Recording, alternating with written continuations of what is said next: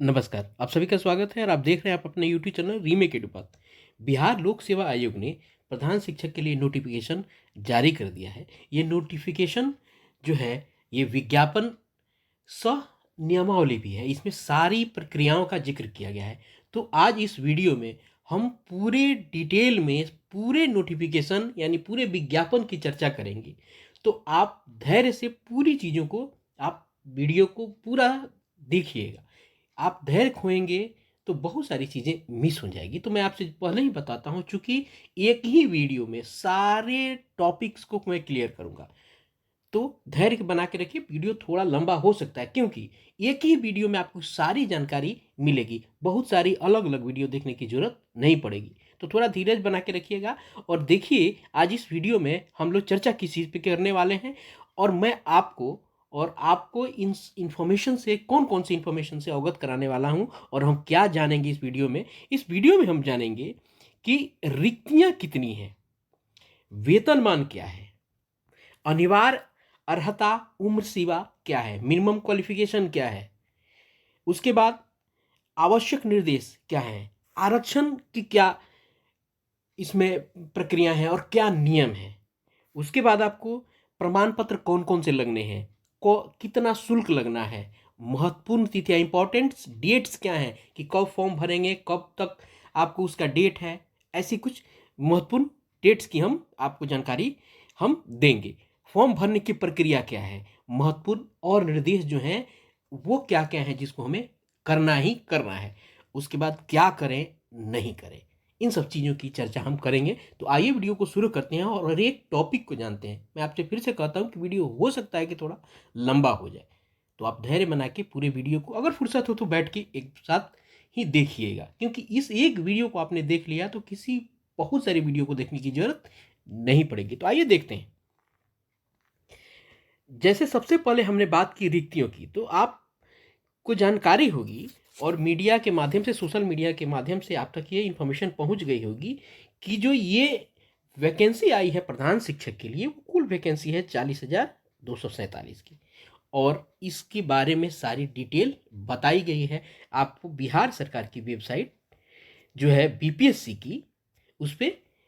और उस वेबसाइट का नाम है www.bpsc.bih.nic.in। अब बात करते हैं सबसे पहले टॉपिक्स की जिसकी हमने ऊपर चर्चा की है और वो है रिक्तियां। अब देखिए रिक्तियां यहाँ कई कैटेगरी में है।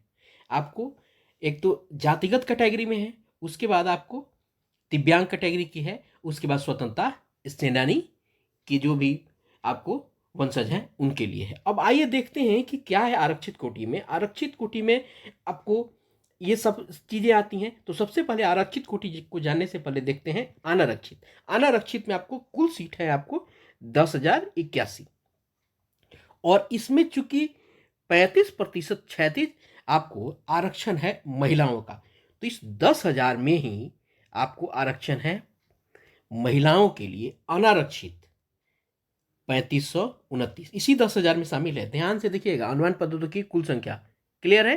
देखिए अब आर्थिक रूप से कमजोर है जो ईडब्ल्यूएस है, ईडब्ल्यूएस के लिए 4,018, इसी में से हैं 1,408। अनुसूचित जाति के लिए आपको 8,041 है, इसमें उनकी महिलाओं के लिए आपको 2814 है।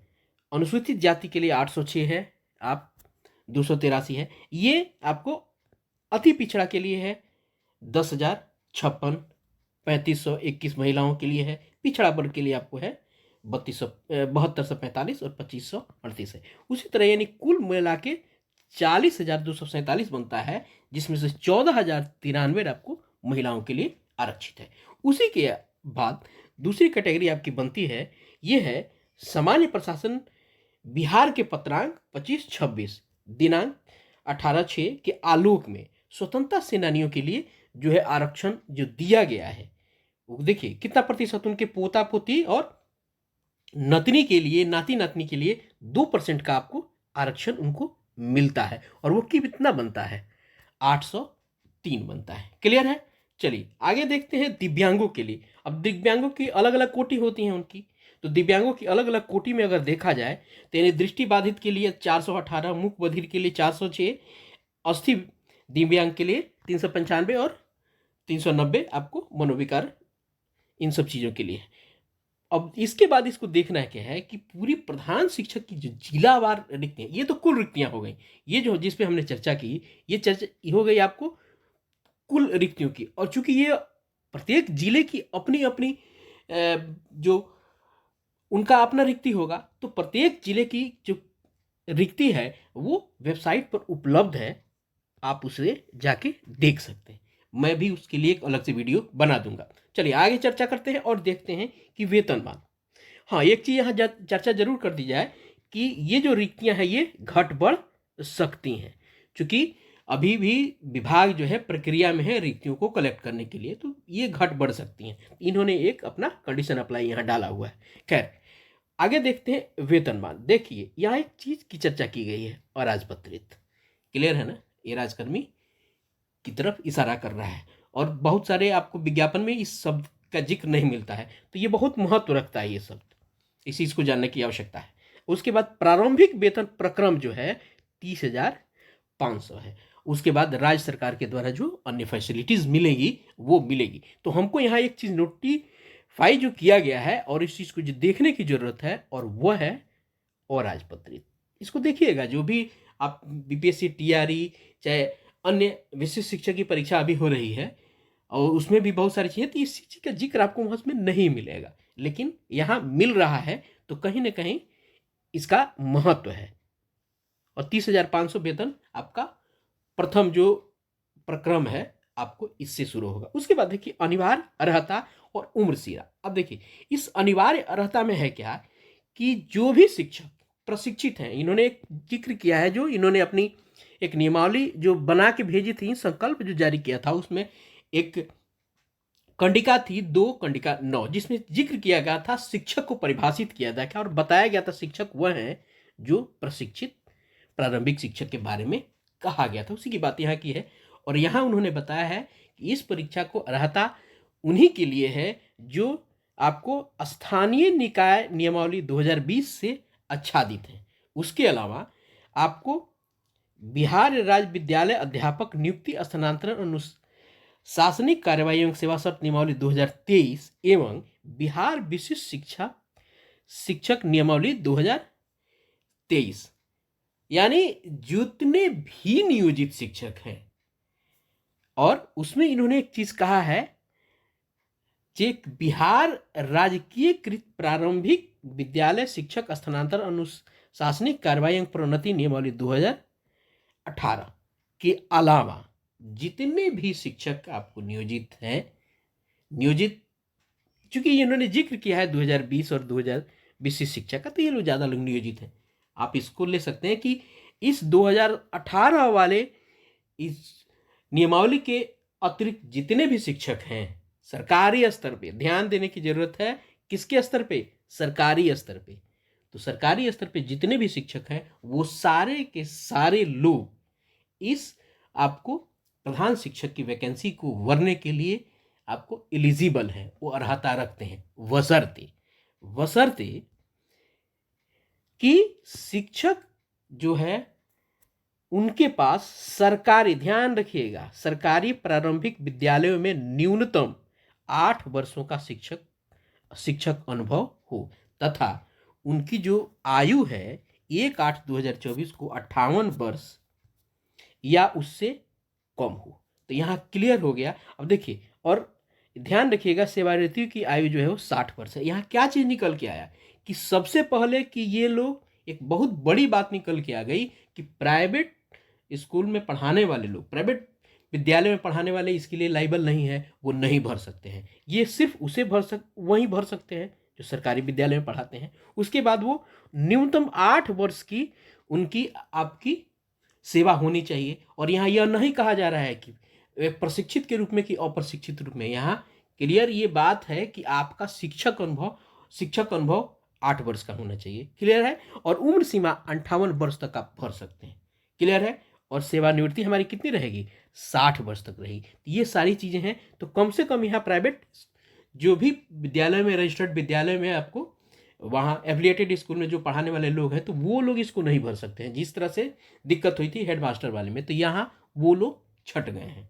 तो चलिए, सरकारी विद्यालय में पढ़ाने वाले शिक्षकों के लिए ये बड़ी आपको राहत की खबर है। अब देखते हैं, बात आई है जब 8 वर्ष के अनुभव की, न्यूनतम अनुभव, तो भाई ये अनुभव बनाएगा कैसे, किस स्तर पे होगा, इसका प्राधिकार कौन है। तो इसके लिए भी आपको बीपीएससी ने एक पूरा फॉर्मेट जारी किया है और वो एक प्रक्रिया के माध्यम से आगे बढ़ेगी, हेडमास्टर के माध्यम से वो होके और जाके अप्रूव कहाँ होगा, उसकी चर्चा भी हम वीडियो में आगे करेंगे ही, लेकिन अलग से मैं उसका वीडियो बना दूंगा। फिर इसको देखते हैं, और यहाँ ये बात है भी, लिखा हुआ है, पूरी प्रक्रिया तो बताऊंगा ही। यहाँ लिखा हुआ है कि सरकारी प्रारंभिक विद्यालयों के न्यूनतम 8 वर्षों का जो शिक्षक अनुभव प्रमाण पत्र देने का सक्षम प्राधिकार जिला शिक्षा पदाधिकारी होंगे। ध्यान रखिएगा, पहले होता था कि नियोजन आपको इकाई से मिलता था, यहाँ अब हो गया है जिला शिक्षा पदाधिकारी। यहाँ एक बड़ी खबर भी इससे निकल के आ रही है कि अब नियोजन इकाई की पूछ खत्म हो गई है। भले शिक्षक सक्षमता परीक्षा के द्वारा फिजिक्स शिक्षक बनने की प्रक्रिया चल रही है, लेकिन अभी ही सारे दरवाजे उन लोगों के लिए बंद हो गए हैं। इसका मतलब है कि सब लोग राज्यकर्मी यहीं से आप होने की प्रक्रिया में चले हैं। ठीक है, तो परीक्षा आप अगर दे रहे हैं तो आप बड़े राहत से और शांत माहौल में परीक्षा दीजिए, पास सभी करेंगे। खैर आगे देखते हैं, और ये इसकी प्रक्रिया जो है, ये किस प्रक्रिया के माध्यम से जिला शिक्षा पदाधिकारी के पास ये पहुंचेगा, किस फॉर्मेट पे पहुंचेगा, उसके लिए मैं अलग वीडियो बना दूंगा, आप जरूर देख लीजिएगा। ऐसे ही नहीं है बस, हाँ ये है कि ये जिला शिक्षा पदाधिकारी के माध्यम से अनुभव प्रमाण पत्र आपको बनाया जाएगा। कैसे बनाया जाएगा इसको देख लेंगे। अब देखते हैं कि चयन की प्रक्रिया, यानी जो प्रश्न कैसे होंगे और प्रश्न के भाव जो है कितने समय का होगा, कितने प्रश्न होंगे और किस किस टॉपिक से प्रश्न आएंगे और कितने अंक के प्रश्न होंगे, इसकी चर्चा हम करेंगे। यह है चयन प्रक्रिया। सबसे पहले जानिए कि यह परीक्षा लिखित होगी और वस्तुनिष्ठ यानी ऑब्जेक्टिव होगा। सबसे बड़ी बात है लिखित, ये आपको ऑफलाइन मोड में होगा। ये सबसे बड़ी बात इसके लिए ऑफलाइन में मोड में होगा। क्लियर है? आपको ऑब्जेक्टिव्स होंगे। ये जो परीक्षा है 2 भागों में होगी, 2 भागों में। पहले भाग में आपको सामान्य अध्ययन की परीक्षा होगी और दूसरे भाग में आपको डीएलएड की परीक्षा होगी। अब देखिए, ये परीक्षा में आपको 150 प्रश्न पूछे जाएंगे, 2.5 घंटे आपको समय दिए जाएंगे और 150 प्रश्न आपको जो अंकों के प्रश्न पूछे जाएंगे। क्लियर है? तो यानी अगर 150 प्रश्न है और 150 अंक है, तो इसका मतलब है कि एक प्रश्न 1 अंक का आपको होगा। ठीक, क्लियर है? अगर 2.5 घंटे की बात है तो यानी 150 आपको मिनट्स भी मिल रहे हैं, यानी हर प्रश्न पे आपको 1 मिनट मिलने जा रहा है। खैर, अब देखते हैं पार्ट 1 में क्या पूछेगा।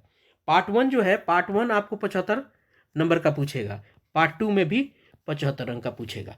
मैं आपको बता दूं कि ये पैटर्न यहाँ बताया गया है, इसके पूरा डिटेल अलग से है और इसका पूरा का पूरा वीडियो आपको इस चैनल में आज नहीं 1 महीने पहले डाल के आप तक मैंने पहुँचा दिया था। उस समय लोगों को भरोसा नहीं हुआ है कि अभी तो नोटिफिकेशन आया नहीं थे, लेकिन सिलेबस कहाँ से आ गया। आप देखिएगा और मिलाइएगा कि उस नोटिफिकेशन के बिना मैंने जो सिलेबस आप तक पहुँचाई है उसमें 1 लाइन तक का अंतर नहीं है। चलिए आगे देखते हैं। इसलिए अगर आप नए हैं तो इस चैनल के साथ जरूर जुड़िए।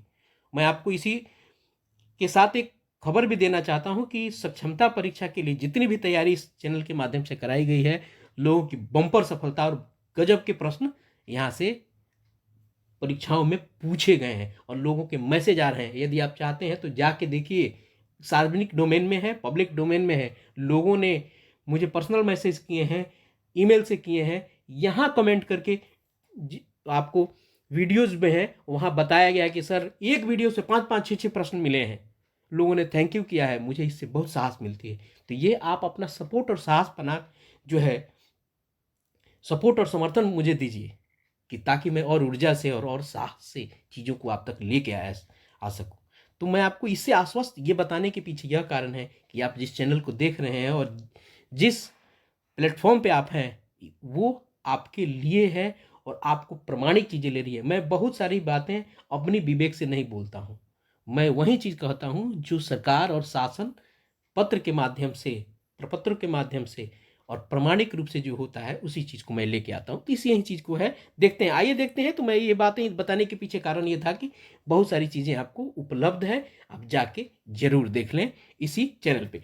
अब सिलेबस की बात है, सिलेबस की चर्चा हमने कर दी। सिलेबस में यह ध्यान देने की जरूरत है कि पार्ट 1 में जो है, जो 75 अंक का जीएस का प्रश्न होगा, इसमें आपको पूछेगा प्राथमिक गणित, इसमें पूछेगा मानसिक योग्यता, यानी आपको रीजनिंग, राष्ट्रीय एवं अंतर्राष्ट्रीय घटना चक्र, करंट अफेयर्स, सामान्य विज्ञान, भारतीय राष्ट्रीय आंदोलन, भूगोल, भारतीय राजनीति। यहाँ इसको बहुत बढ़िया समेटा है कि कम से कम इतिहास को पूरा छानना नहीं पड़ेगा, आधुनिक इतिहास पढ़िएगा, काम चल जाएगा। और इस सारी चीज़ों का वीडियो इस चैनल पे उपलब्ध है, आप देख लीजिएगा जाके।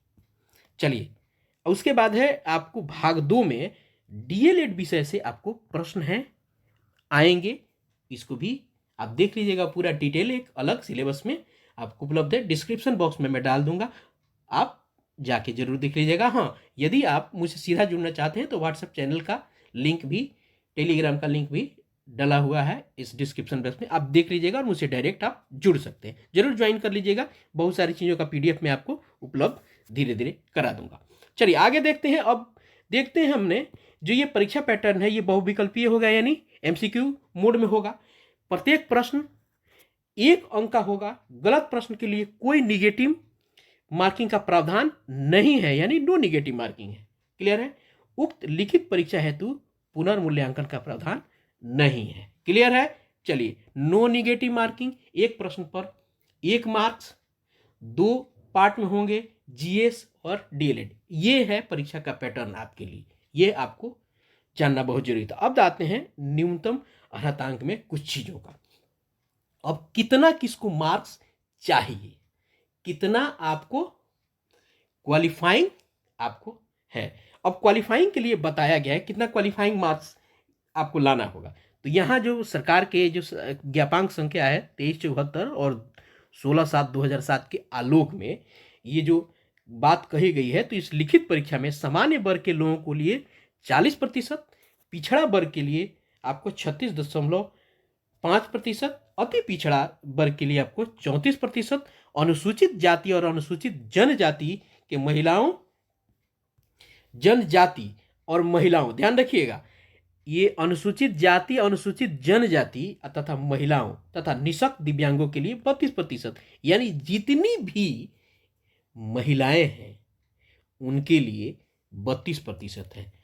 आपको सामान्य वर्ग के उम्मीदवार के लिए 40% है, पिछड़ा वर्ग के लिए आपको 36.5% है, आपको अत्यंत पिछड़ा के लिए 34% यही है, और जितनी भी महिलाएं हैं उनके लिए 32 आपको प्रतिशत न्यूनतम अर्हतांक है। यानी मिनिमम आपको इतना प्राप्तांक अगर है तो आप वहां क्वालिफाई हो जाइएगा। क्लियर है?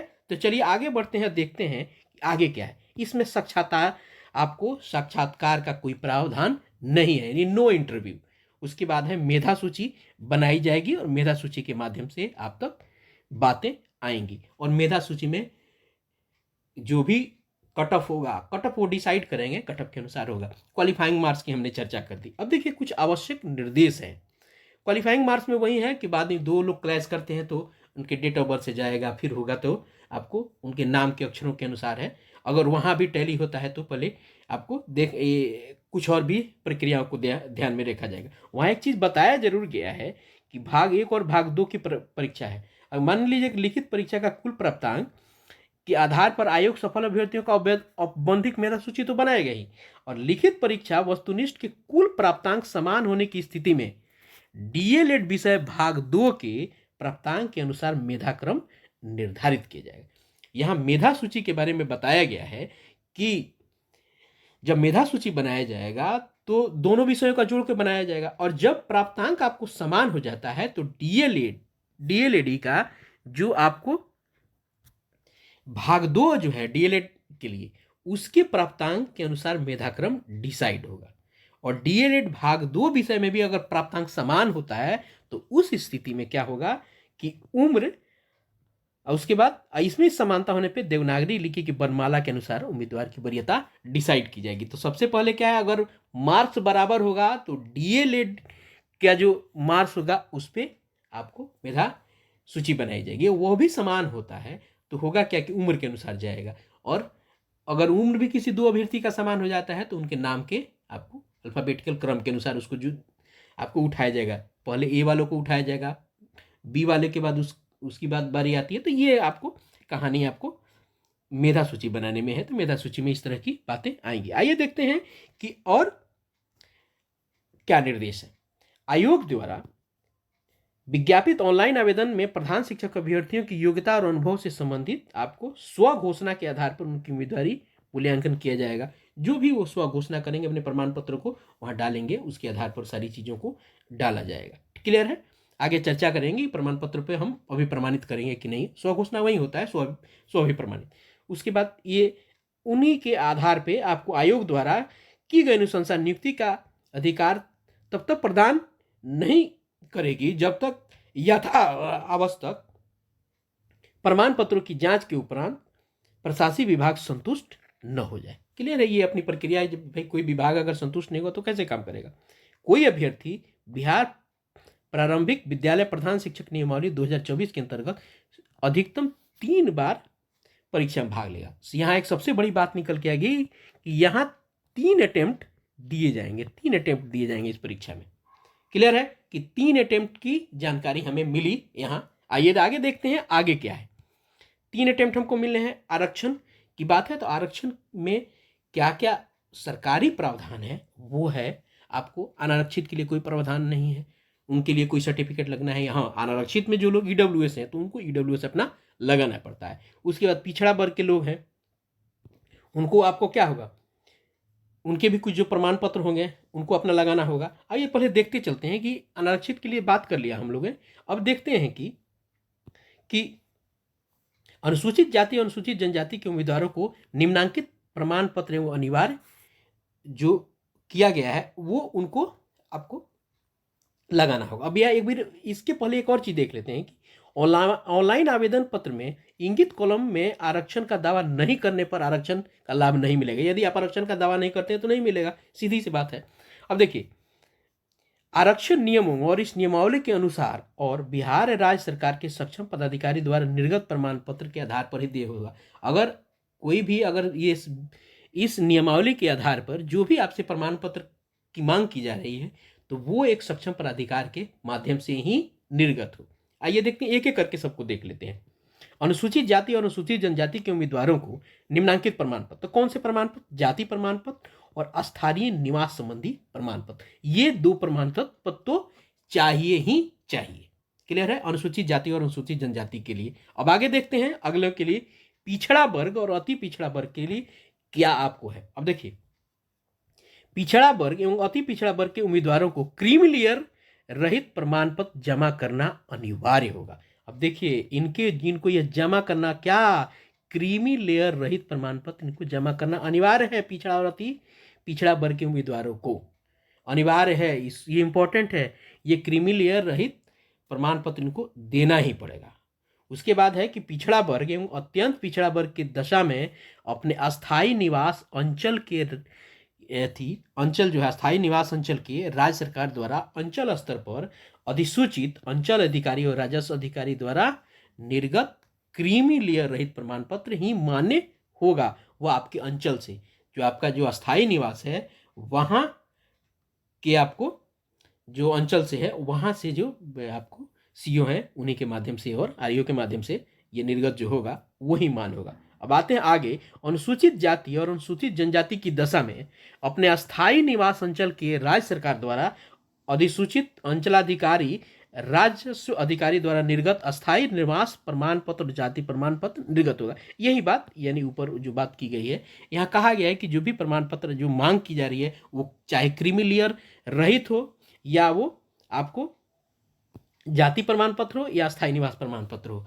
यह आपको अंचल से निर्गत कराना है। ये तो प्रमाण पत्र आपको देना पड़ेगा अनुसूचित जनजाति वालों लोगों को, ये देना ही पड़ेगा। उसके बाद आपको जो भी लोग पिछड़ा वर्ग अत्यंत पिछड़ा वर्ग के लोग होंगे इनको अपना आपको क्रीमी लेयर रहित प्रमाण पत्र आपको देना ही पड़ेगा। क्लियर है?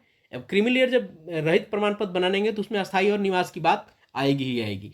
तो अस्थायी क्रीमी लेयर और जाति प्रमाण पत्र, ये तो सबके लिए जरूरी है। ये है जो लोग भी आरक्षण का दावा कर रहे हैं। चलिए, चूंकि क्रीमी लेयर जब बनेगा तो वो बनता ही अस्थायी निवास और जाति के प्रमाण पत्र पर ही है, तो वहां भी वो टैग हो ही गया। चलिए आगे आके देखते हैं, जो भी लोग आपको ईडब्ल्यूएस के लिए भी होंगे, वो ईडब्ल्यूएस आपको बनवा के यहीं डालेंगे। और ईडब्ल्यूएस बनवाने के लिए आपको पता है कि जाति बनवानी पड़ती है, ईडब्ल्यूएस में भी जाति बनवानी पड़ती है, ईडब्ल्यूएस में जाति बनवानी पड़ती है। उसके बाद आपको आपको इनकम बनाना पड़ता है। उसके बाद आपको क्या बनाना पड़ता है, उसके बाद आवासीय बनाना पड़ता है। आवासीय बना, ये जब तीनों बनती है उसके बाद ये जाके ईडब्ल्यूएस फाइनली बनता है। तो जो लोग ईडब्ल्यूएस के लिए दावा करने वाले हैं वो लोग ये जरूर कर लेंगे। अब देखिए, स्थानीय कोटि के लिए इन्होंने कुछ कोड डिसाइड किए हैं। ये कोड आपके स्क्रीन पे है, आप इसको देख लीजिए, पढ़ने में बेकार में जाया होगा, फॉर्म भरने के समय में ये सारी चीज़ें वहाँ वैसे ही ऑलरेडी आ जाएंगी। अब देखिए, यहाँ सारी बातों का जिक्र किया गया है कि उन्हीं आरक्षण के बारे में थोड़ा आपको डिफाइन किया गया है, जिसको सब लोग सामान्य रूप से जानते हैं। दिव्यांग है, यहाँ बेसिकली दिव्यांग की बात है। तो दिव्यांग की जो है ना, उसके लिए जो वैध दिव्यांगता प्रमाण पत्र है, जो उसको क्या कहे संलग्न करना वहाँ आवश्यक होगा। और ये क्या होगा, ये आपको जो सक्षम प्राधिकार जो होगा उससे वो आपको वो जो निर्गत प्रमाण पत्र होगा वहीं होगा। अस्थायी दिव्यांगता प्रमाण पत्र में निर्धारित अवधि के बाद रिन्यूअल नहीं होने की स्थिति में प्रमाण पत्र बाद जो होगा वो मान्य नहीं होगा। कुछ अस्थायी भी दिव्यांगता होती है तो उसको रिन्यूअल करा के ही आपको डालना पड़ेगा। क्लियर है? तो प्रमाण पत्र जो होगा अगर अस्थायी है तब तो आपको वो जो प्रमाण पत्र अस्थायी दिव्यांगता की स्थिति में जो प्रमाण पत्र है वो तो आपको डालना ही पड़ेगा, लेकिन कुछ अस्थायी दिव्यांगता भी होती है तो उसका रिन्यूअल का प्रमाण पत्र आपको डालना पड़ेगा। ये सारी चीज़ें हैं, ये उसी के लिए इन सारी बातों का यहाँ जिक्र किया गया।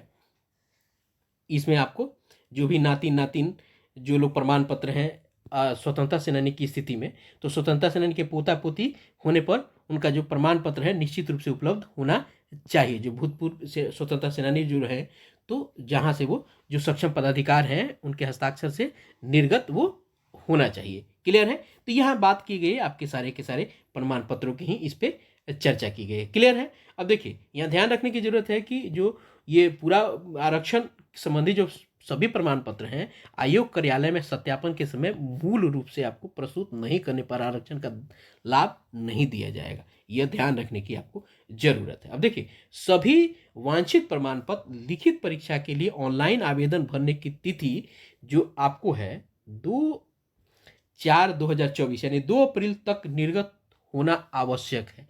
उसके बाद वो निर्गत नहीं, ऐसी स्थिति नहीं है कि हमने अप्लाई कर दिया बाद में मिलेगा, नहीं, जो भी चीज़ें हैं वो सारा का सारा उसके पहले होना चाहिए। आवेदन भरने की अंतिम तिथि के पश्चात निर्गत प्रमाण पत्र वो मान्य नहीं करने वाले हैं। आइए आगे देखते हैं, और आगे देखते हैं कि ऑनलाइन आवेदन के क्रम में अभ्यर्थियों के द्वारा कतिपय सूचना सिर्फ डाटाबेस संधारित करने हेतु ली जाती है।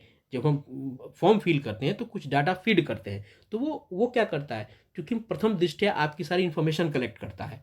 अगर उक्त सूचना में से संबंधित किसी प्रकार का छूट विज्ञापन में अंकित नहीं है तो आप उसके लिए दावा नहीं कर सकते हैं। तो यहाँ बताया गया है कि विज्ञापन में जो वर्णित सूचनाएं हैं तो कौन कौन सी आपको डॉक्यूमेंट्स रिक्वायर्ड हैं, उस चीज़ की चर्चा यहाँ की गई है, और ये चीज़ें आपके पास होनी चाहिए। तो आइए देखते हैं कि क्या है। आयोग द्वारा किसी भी समय मांगे जाने पर अभ्यर्थियों को सक्षम प्राधिकार द्वारा निर्गत प्रमाण पत्र की मूल प्रतियां सत्यापन हेतु प्रस्तुत करना अनिवार्य होगा। तो कौन कौन सी डॉक्यूमेंट्स है जो हमारे पास होना चाहिए, ये उन सारे डॉक्यूमेंट्स की जानकारी रहनी चाहिए। और ये सारे डॉक्यूमेंट्स आपको जो आपको लगेंगे कहाँ, ये डॉक्यूमेंट लगेंगे आपको जब प्रमाण पत्र सत्यापन होगा और जब फॉर्म भर रहे होंगे, तो इन सब की जानकारी भी वहाँ डाली जाएगी और पीडीएफ के माध्यम से ये सारी डॉक्यूमेंट्स वहाँ डाली जाएगी। ध्यान रखिएगा, पीडीएफ के माध्यम से वो डाली जाएगी, आगे उस पर चर्चा आपको मिल जाएगा।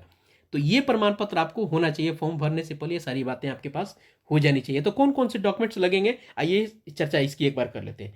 मैट्रिक का प्रमाण पत्र ऑब्लिक अंक पत्र, दोनों में से कोई। जन्म तिथि के साक्ष्य के लिए, ऐसा नहीं है कि दोनों में से कोई। विज्ञापन के अनुसार शैक्षणिक और प्रशैक्षणिक योग्यता की उत्तीर्णता संबंधी प्रमाण पत्र। अब देखिए, चूंकि इन्होंने यहाँ खोला नहीं है कि देखिए यहाँ जो शैक्षणिक और प्रशैक्षणिक योग्यता से की उत्तीर्णता से संबंधित प्रमाण पत्र हैं वो अलग अलग हो सकते हैं, डीएड हो सकते हैं, डीएलएड हो सकते हैं, उससे इक्विवेलेंट कुछ प्रशैक्षणिक और शैक्षणिक प्रमाण पत्र हो सकते हैं, जो जिससे रिलेटेड है वो वहाँ डलेगा अकॉर्डिंगली। उसके विज्ञापन के अनुसार सक्षम पदाधिकारी जिला शिक्षा पदाधिकारी द्वारा निर्गत अनुभव प्रमाण पत्र यहाँ लगेगा। इसका अलग से वीडियो और फॉर्मेट के साथ मैं बना दूंगा, आप उसको जाके वीडियो देख लीजिएगा चैनल पे। उसके बाद पिछड़ा वर्ग के लिए जो अभी हमने क्रीमी लेयर रहित प्रमाण पत्र, महिला उम्मीदवारों के लिए पिता के नाम और पता से निर्गत क्रीमी लेयर महिला जो ये प्रमाण पत्र होगा, जो महिला उम्मीदवार होंगे अगर इस कोटि में, तो उनके लिए वो बनाने की आवश्यकता है। ये अति पिछड़ा के लिए बात है। अगर महिला है तो महिला का जो पिता का जो पता होगा वहां से वो क्रीमी लेयर रहित बनेगा, ऐसा ना कि पति के उससे। क्लियर है?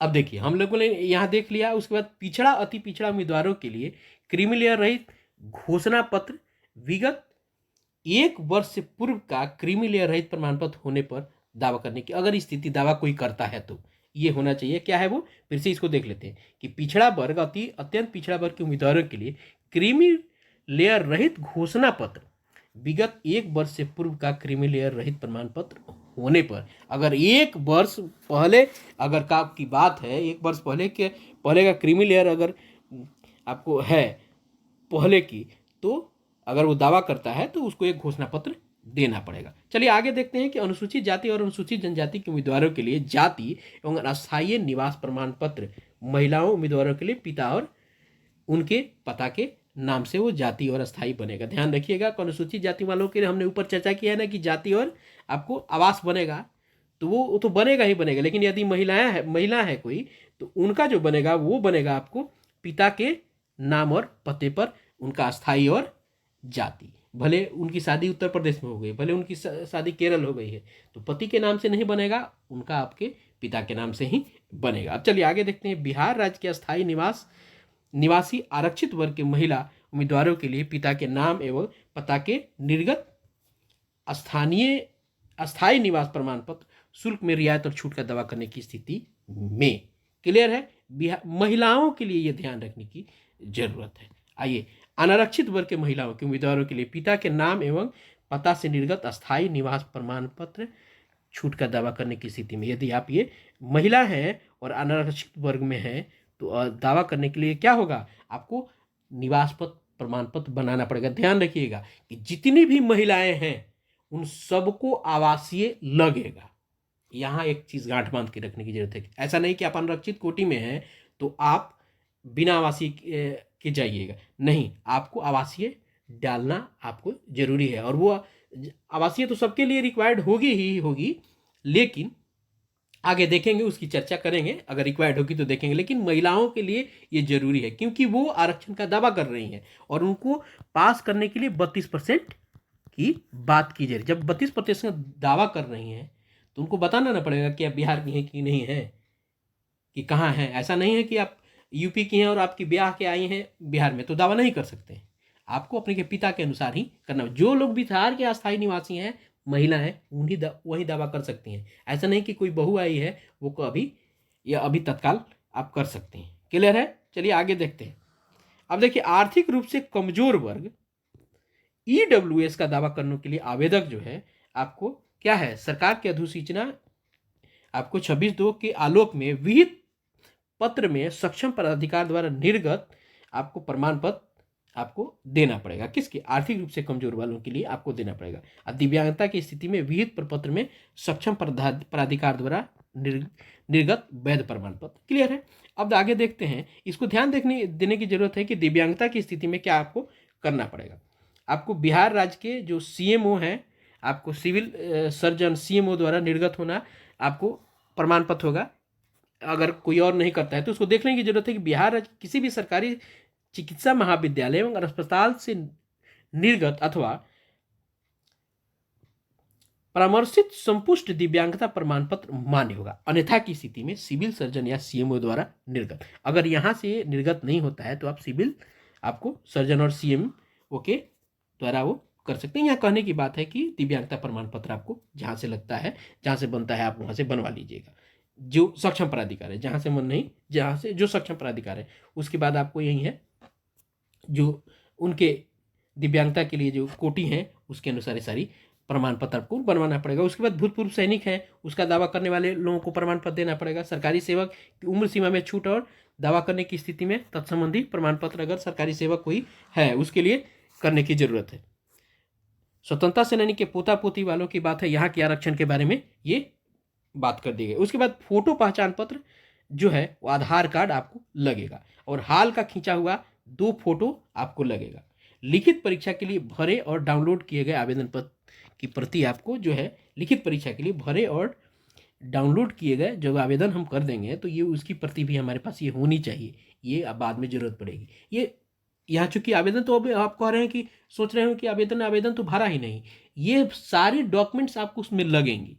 जो आवेदन के अलावा और भी चीज़ें हैं जो रिक्वायर्ड होगी वो तो हमारे पास रहनी चाहिए ना। ये है कि बाद में जब जरूरत पड़ेगी किसी चीज़ की तो उन सब चीज़ों के लिए जरूरत उसमें पड़ेगी।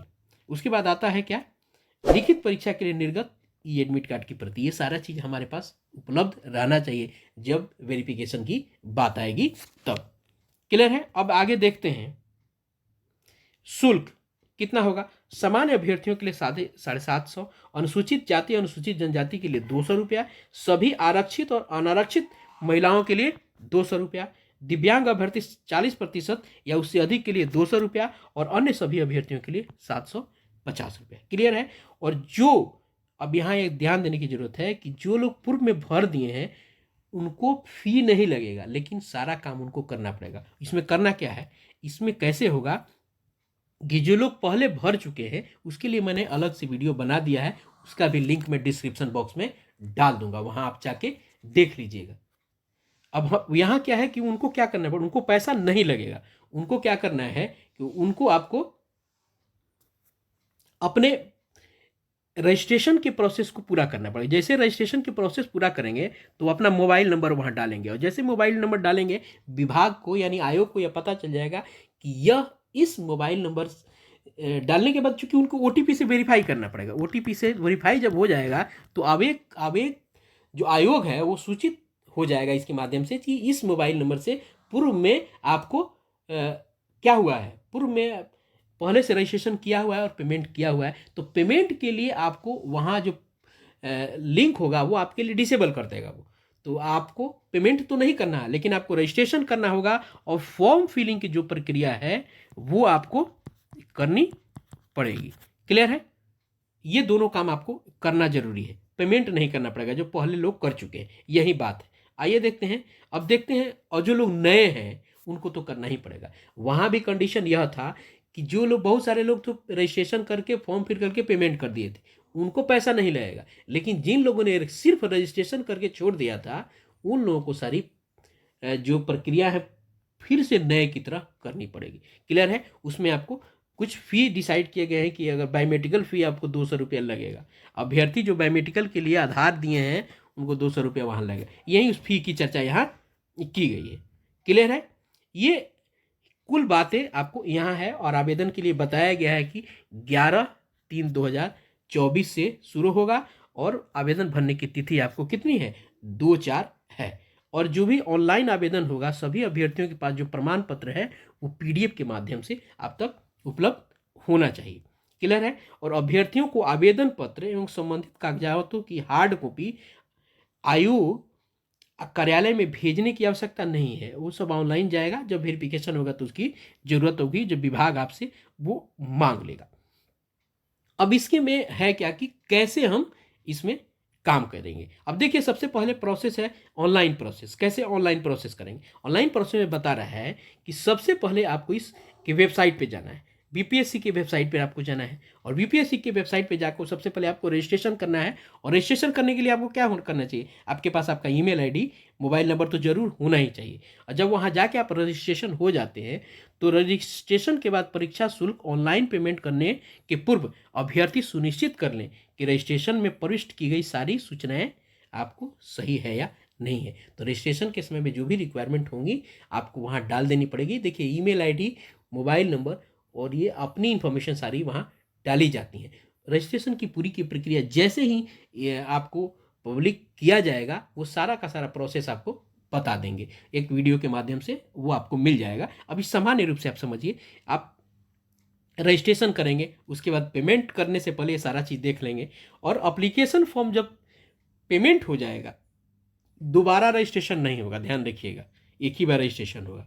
पेमेंट आपने कर दिया, अगर फिर आप चाहते हैं कि दोबारा रजिस्ट्रेशन करें, हमसे गलती हो गई है, तो पुराना जो पेमेंट है वो आपको कैंसिल न होने पर मिलेगा नहीं। हाँ, आप पुराना रजिस्ट्रेशन कैंसिल कर सकते हैं, आप कैंसिल कर सकते हैं, उसकी बात है कैंसिल करने की, और उसी मोबाइल और ईमेल आईडी से दूसरा रजिस्ट्रेशन आप नए सिरे से कर सकते हैं और प्रक्रिया पूर्ण कर सकते हैं। यहाँ यह ध्यान देने की जरूरत है, जो पहला आपने पेमेंट किया होगा वो आप नहीं मिलेगा। यहाँ एक सबसे बड़ी बात है कि इन्होंने एक प्रावधान किया है कि अगर गलती हो जाता है तो आप अपनी एप्लीकेशन कैंसिल कर सकते हैं, तो क्या होगा, पैसा नहीं मिलेगा, लेकिन सेम मोबाइल नंबर और ईमेल आईडी से दोबारा आप वो बना सकते हैं रजिस्ट्रेशन। तो सबसे पहले प्रक्रिया जान लीजिए कि रजिस्ट्रेशन करना होगा, उसके बाद आपको पेमेंट करना होगा, पेमेंट करना, और जो फॉर्म फिलिंग की जो प्रक्रिया है वो करके सबमिट कर देना होगा। जब सबमिट हो जाएगा तो आपको डाउनलोड एप्लीकेशन फॉर्म जो है ना, सेक्शन में जाके वहाँ से डाउनलोड कर लेना पड़ेगा।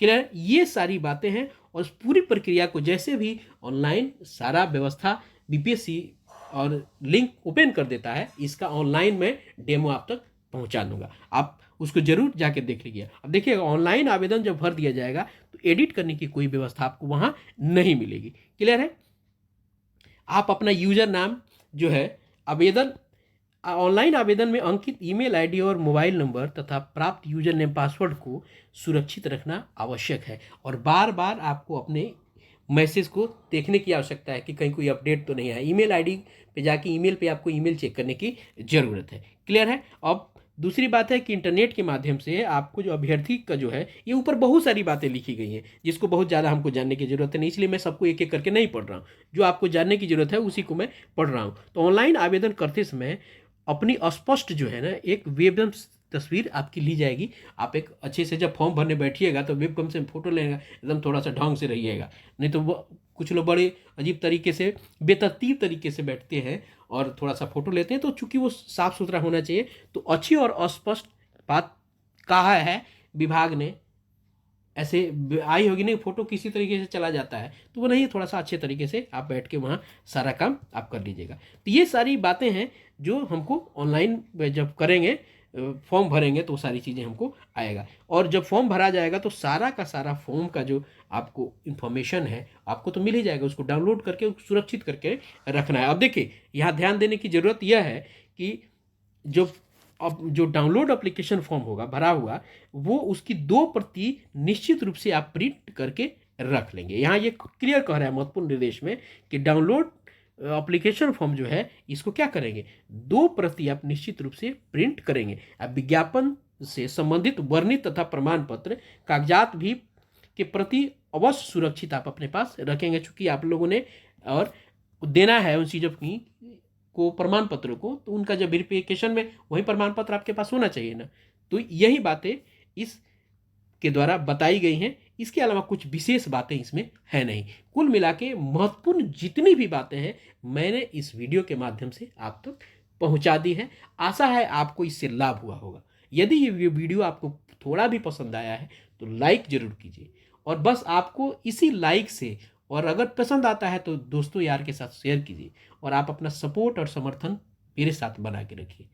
मैं बार बार कहता हूँ कि यह वीडियो यूं ही नहीं बना के आप तक मैं परोस देता हूँ, मैं प्रामाणिक रूप से पत्रों के माध्यम से, साक्ष्यों के माध्यम से आप तक लेके आता हूँ, और उलूल जुलूल बातें आप तक नहीं पहुँचाता हूँ। हाँ, जो प्रधान शिक्षक की जो तैयारी है पूरा का पूरा आपको बहुत सारे मटेरियल इस चैनल पे उपलब्ध है, और सक्षमता परीक्षा, दक्षता परीक्षा, बीपीएससी टीआरई के बहुत सारे हमने अभ्यर्थियों को सफलता प्रदान यहाँ से कराई है। तो यदि आप इस चैनल पे जुड़े हुए हैं तो आप एक प्रामाणिक और ढंग के चैनल के पास हैं। तो आप अपना ध्यान रखिए, ख्याल रखिए, और आप अपना समर्थन, सपोर्ट मेरे साथ बना के रखिए। जय हिंद, धन्यवाद।